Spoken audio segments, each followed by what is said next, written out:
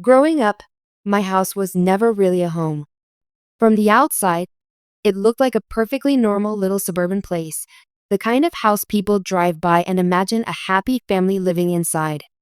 White siding, a squeaky screen door, a yard where my dad sometimes half-heartedly mowed the grass on weekends. But inside, it felt cold. Not just in temperature, though the heater always seemed broken, but in the way people treated each other. My parents, if I can even call them that without choking on the word, always reminded me that I should feel lucky. Lucky to even have a roof over my head. Lucky that they took me in. Lucky that I wasn't out on the street like so many others. At the time, I didn't really understand what they meant. Took me in? I was their child, wasn't I? That's what I thought. That's what every kid assumes, that the people who raise you are yours. But the way my parents acted toward me, it always seemed like I was some kind of burden. For example, my brother, Ethan, was treated like gold. He got the bigger bedroom, the new clothes, the good food. My mom would wake up early to make him breakfast before school, his favorite waffles piled high with whipped cream. For me, a piece of dry toast, if I was lucky. And when I dared to complain, she would glare at me with that sharp, cutting look and say, "You should just be grateful you have anything at all." My dad wasn't much better. He barely spoke to me unless it was to criticize. "Why are you always so quiet?" he'd bark. Or, "Why can't you be more like your brother? He makes us proud." I used to shrink into myself whenever he entered the room, because no matter what I did, it was never enough. As a kid, you try to rationalize things.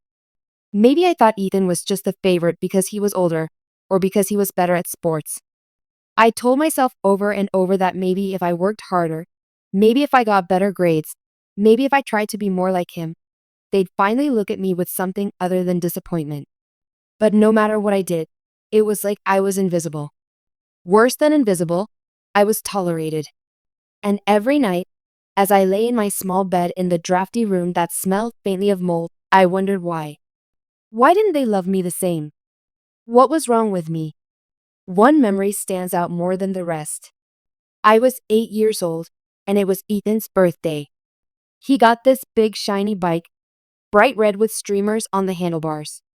He was so happy, showing it off to the neighborhood kids. When I timidly asked my mom if I could ride it too, just once, she pulled me aside and hissed, "Don't be selfish. Be grateful you even got to watch." And what did I get that year for my own birthday? A used sweater, 2 sizes too big, still smelling faintly of mothballs. No cake, no party, no balloons. Just the reminder to appreciate what you have. It wasn't just the birthdays, though. It was everything. Whenever Ethan got in trouble at school, which happened more often than anyone admitted, my parents defended him, making excuses. But if I so much as forgot to take the trash out, I'd be punished, grounded for days, told how ungrateful and careless I was. The older I got, the more I noticed the cracks. Little things that didn't quite add up. For one, I didn't look much like anyone in my family. While Ethan had my dad's broad shoulders and my mom's hazel eyes, I looked different. My hair was darker, my features sharper. Family members used to comment, "Oh, you don't look much like your mom, do you?" And the room would fall silent. My parents would quickly change the subject. Then there were the comments. Offhand remarks my mom would make under her breath when she thought I wasn't listening. Things like, "Sometimes I wonder why we even bother," or "She should be thanking us every day for what we've done." I'd lie awake at night replaying those words, trying to understand. Then what? The attic became my escape.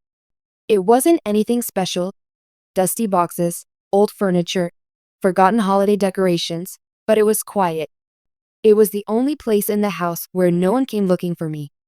I'd sit up there for hours sometimes, staring at the beams, tracing patterns in the dust, pretending I was somewhere else. I didn't know it then, but that attic would hold the key to everything. It would answer the questions that had haunted me my whole life. But at 12 years old, all I knew was that I didn't belong. The breaking point came one summer afternoon. Ethan had just gotten accepted into some summer camp program, the kind that cost more money than we could really afford. Still, my parents celebrated like he'd just gotten into Harvard. My dad grilled steaks in the backyard, my mom baked a cake, the neighbors came over. It was like a holiday. I asked if I could go to camp too. Maybe not the same one, but something smaller. My mom gave me that look again, the one that made me feel 2 inches tall. Do you think money grows on trees? You should be grateful you even get food and shelter. Stop asking for things you don't deserve. Something inside me cracked that day. I stopped asking for anything. I stopped expecting love, or fairness, or even kindness. I just kept my head down and endured. But deep down, the questions never went away. Why did they treat me like this? Why was I always reminded to be grateful? Why did I feel like a stranger in my own home? I didn't know the answers yet, but soon I would. And when I finally discovered the truth, it would shatter everything I thought I knew about who I was and the family I thought I belonged to. By the time I turned 15, I had mastered the art of disappearing. At school, I blended in with the background. I wasn't the loud one, or the funny one, or even the smart one. I was just there. A shadow people passed in the hallway. At home, it was the same. If I stayed quiet enough, if I didn't draw attention, maybe I could avoid another lecture about how lucky I was. But sometimes, silence has a way of amplifying what you notice. You start to pick up on things other people overlook. You hear the whispers in the walls. One evening, I came home earlier than usual from the library. I usually lingered as long as I could just to avoid being in the house, but the rain had started pouring, so I ran home drenched. As I opened the front door, I heard my parents talking in the kitchen. Their voices were low, but tense, the kind of tone you only use when discussing something dangerous. She's going to start asking questions soon, my mom said, her voice sharp. She won't, my dad replied quickly. She knows better. But she's not stupid, Mom snapped. She notices things. She's too much like her. I froze in the hallway, my wet sneakers squeaking on the linoleum. Too much like her? Who was her? My mother? Some relative? My heart pounded so loudly, I thought they'd hear it. Then what do you suggest? Dad said finally. There was silence, then the sound of plates being stacked angrily. We just remind her. Again. She should be grateful. She owes us everything. She wouldn't even be here if it weren't for us. I stood there in shock, the rain dripping from my jacket onto the floor. Owes them? Wouldn't even be here? What did that even mean? My brain raced with possibilities, none of them making sense. I backed away slowly, careful not to make a sound, and slipped upstairs before they noticed me. That night, lying in bed, I replayed their words over and over. Too much like her. Owes us everything. She wouldn't even be here. For the first time, I started to wonder if maybe, just maybe, I wasn't who I thought I was. The thought scared me. It felt like standing at the edge of a cliff, peering down into a foggy abyss. I wanted to look away, to convince myself I was imagining things. But once you hear something like that, you can't unhear it. That summer, the attic became more than just a hiding place. It became my investigation site. Every time my parents left the house, I'd sneak up the creaky stairs, careful not to let them know I was snooping. I'd rummage through old boxes, flipping through yearbooks, photo albums, receipts. Most of it was boring, boxes of Christmas lights, yellowing tax forms, old board games missing pieces. But then, one afternoon, I found something strange. At the very back, hidden under a stack of dusty newspapers, there was a wooden box. It wasn't big, but it looked important. The kind of box that was meant to keep secrets. My hands shook as I pulled it out, dust flying everywhere. The lock was flimsy, rusted with age, and after some fumbling, it popped open.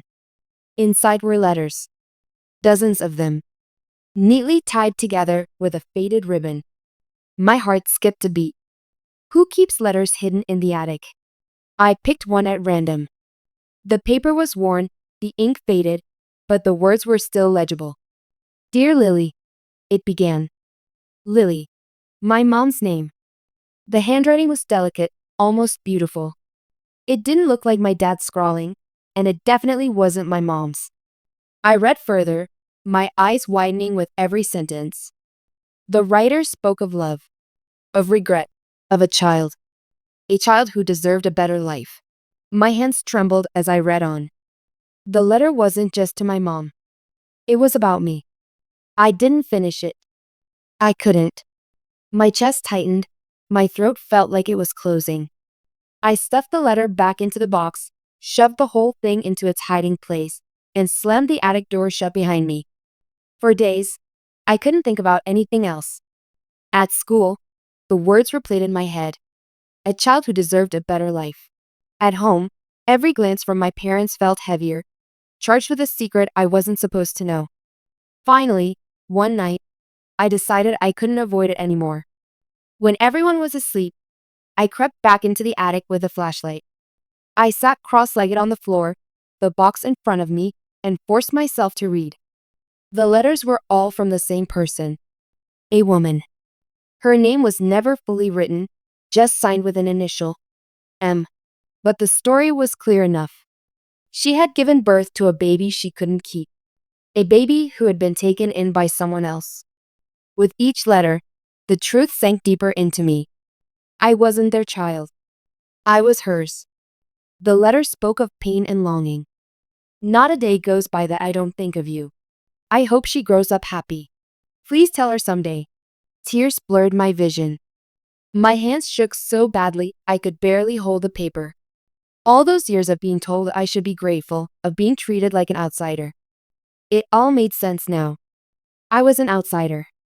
But then a darker thought hit me. If this woman had wanted me, if she loved me enough to write these letters, then why hadn't I been told? Why had my parents kept this hidden?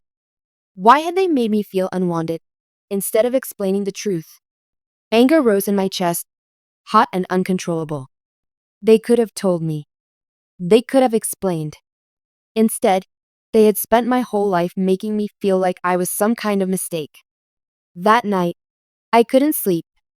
I lay awake staring at the ceiling. The letters burned into my mind. For the first time, I hated my parents. Not just for how they treated me, but for lying to me. For stealing the truth. But the worst part? I wasn't sure I was ready to know who M really was. And deep down, I was terrified of what would happen if I asked. Because sometimes, the truth isn't just painful. It's dangerous. The decision to go to Riverside didn't happen all at once. It grew inside me like a seed, planted the moment I saw that return address on the envelope and watered by every cruel word, every cold glance my parents threw at me. By the time I turned 16, it was no longer a question of if I would go, it was a question of when. The timing came sooner than I expected. My school was planning a weekend field trip to the State Museum, chaperone buses, tickets already paid for, the perfect cover. My parents didn't care much about the trip, just grunted and signed the permission slip when I handed it over. To them, I was background noise. But I wasn't going to the museum. Friday night, I packed my backpack with essentials. A few changes of clothes, the little cash I had saved from tutoring, a water bottle, and, most importantly, the photograph of Melissa Carter and me.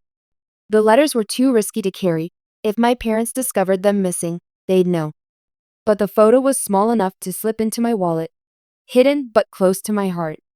When the bus pulled up Saturday morning, I waved goodbye like everything was normal. My mom barely looked up from her coffee, and my dad just muttered, "Don't embarrass us." Ethan snorted something under his breath, but I ignored him.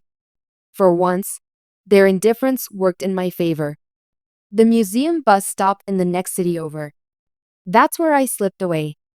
Heart pounding, I ducked into the Greyhound station and bought a ticket to Riverside with my crumpled bills. The ride was only 2 hours, but it felt like crossing an ocean. Every bump in the road rattled through me. Every glance from another passenger made me wonder if I looked suspicious. Did I look like a runaway? But I wasn't running away. Not exactly. I was running towards something, someone. When the bus finally pulled into Riverside, my stomach twisted with nerves. The town was small, quieter than where I lived, with old brick buildings and tree-lined streets that looked like they hadn't changed in decades. People strolled slowly, greeting each other by name. It felt different, like the kind of place where secrets couldn't stay buried for long. I pulled out the slip of paper where I had written her name, Melissa Carter. The first stop was the public library. I figured if anyone knew where she was, it would be here. I sat at one of the ancient computers and searched her name again. This time, something new popped up. An article. I clicked, and my breath caught. It was a small piece from the local paper, dated 2 years ago. Community rallies around local woman battling illness. There was a photo, older, but still undeniably her. Same dark eyes, same gentle smile. My smile. The article explained that Melissa had been diagnosed with a chronic illness that left her unable to work full-time. The town had raised money for her medical expenses. The story described her as kind, hardworking, and beloved by her neighbors. My chest ached as I read. This woman, my mother, was struggling. And I hadn't been there. At the bottom of the article was the address of the diner where she had once worked. My hands shook as I scribbled it down. The diner wasn't far. I walked there, my legs carrying me faster than my brain could keep up. What would I say if she was there? Would she even recognize me? Would she want to? When I reached the diner, my heart sank. The building was closed, the windows dark, a faded "for lease" sign taped to the door. I stood there for a long time, staring, my hope draining away. Looking for someone? The voice startled me. I turned to see an older woman locking up the shop next door. She eyed me curiously, like she could sense I didn't belong here. Yeah, I stammered. I was looking for Melissa Carter. I heard she worked here. The woman's expression softened. Melissa hasn't worked here in years. She lives over on Maple Street now. 2 blocks down, third house on the left. My pulse raced. She was here. She was alive. She wasn't some ghost in a photograph. I thanked the woman and hurried down the street, my legs trembling. When I reached the house, I froze on the sidewalk. It was small, weathered, with a porch swing creaking in the wind. Flowers bloomed in mismatched pots, giving the place a warmth that my own house had never had. I stood there, clutching my backpack straps so tightly my knuckles turned white. Every possible outcome flashed through my head. She could slam the door in my face. She could tell me to leave. She could deny everything. But she could also welcome me. Finally, with my heart in my throat, I walked up the steps and knocked. The door opened slowly, and there she was. Melissa Carter. She looked older than in the photo, her hair streaked with gray, her face thinner. But those eyes, my eyes, widened as they landed on me. For a long moment, she just stared, her hand trembling on the doorframe. Then she whispered, "It's you." I couldn't breathe. Are you my? Her eyes filled with tears. She reached out a shaking hand and touched my face like she had to be sure I was real. "My baby girl," she whispered. "I knew you'd come one day." The dam inside me broke. All the years of loneliness, of being treated like a burden, of wondering why I never belonged, it all came crashing out. I threw myself into her arms, and for the first time in my life, I felt what it was like to be held by someone who truly loved me. We stood there on the porch, both crying, as the world spun around us. Finally, she pulled me inside, and we sat together at her kitchen table. She made me tea, her hands still trembling, and we talked. Or at least tried to. She told me she had wanted to keep me, more than anything. But she had been young, alone, and pressured by people who said she couldn't raise a child. My mom, Lily, had stepped in, promising to give me a better life. A better life. I almost laughed at the bitter irony. Melissa shook her head when I told her what my life had really been like. That wasn't the deal, she whispered, her voice breaking. She promised me you'd be loved. She swore. Her tears fell, and I reached across the table to grab her hand. For the first time, I felt like someone was grieving with me, not against me. But even as I sat there, basking in the warmth of her presence, I knew the truth had only just begun to unravel. Because now, I had to go home. And sooner or later, my parents would realize I knew everything. The bus ride home from Riverside was a blur. My head pressed against the cold window, my backpack clutched to my chest. I replayed every moment with Melissa over and over. Her face, her voice, the way she'd whispered, "my baby girl," like it was the only truth she'd ever known. For the first time, I felt like I belonged somewhere. And for the first time, I realized how deeply I had been betrayed. My parents hadn't just lied, they had stolen something from me. They had stolen my identity, my chance to grow up knowing the woman who had loved me enough to fight for me even from afar. And they hadn't stopped there. They had twisted the narrative, turned me into a burden instead of a blessing. By the time I stepped off the bus back in my town, the anger inside me had hardened into resolve. I wasn't going to let them gaslight me anymore. I wasn't going to sit silently at the kitchen table, shrinking while Ethan basked in their love. I was going to confront them. When I walked through the door that evening, my mom was already waiting in the living room. My dad sat in his chair, arms crossed, and Ethan sprawled on the couch with a smirk that told me I was in trouble. "Where were you?" my mom demanded, her voice sharp. "The school called. You never showed up to the field trip." My heart pounded, but I forced myself to stand tall. I went to Riverside. The room went still. My mom's face went pale. My dad's jaw tightened. Ethan sat up, suddenly interested. "Riverside?" my mom repeated, her voice barely above a whisper. I reached into my backpack and pulled out the photograph.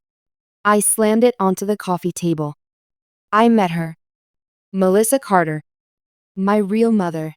My mom's hand flew to her mouth, and my dad swore under his breath. Ethan looked between us, his smirk fading into confusion. "You lied to me," I said, my voice shaking with rage. "My whole life, you made me feel like I was nothing. Like I should be grateful you even let me exist in this house. And all this time, you knew. You knew I wasn't yours. You knew I had a mother out there who actually loved me, and you kept her from me."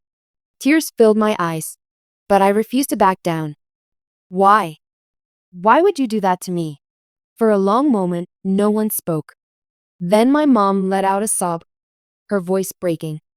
"Because I couldn't have children." I froze. "I wanted to be a mother so badly," she whispered, her tears spilling over. "When Melissa got pregnant, she was just a kid. She was scared, broke, and alone. I told her I would raise you as my own. I swore to her I would love you like you were mine. But when you were born and she handed you to me, I realized something I never wanted to admit."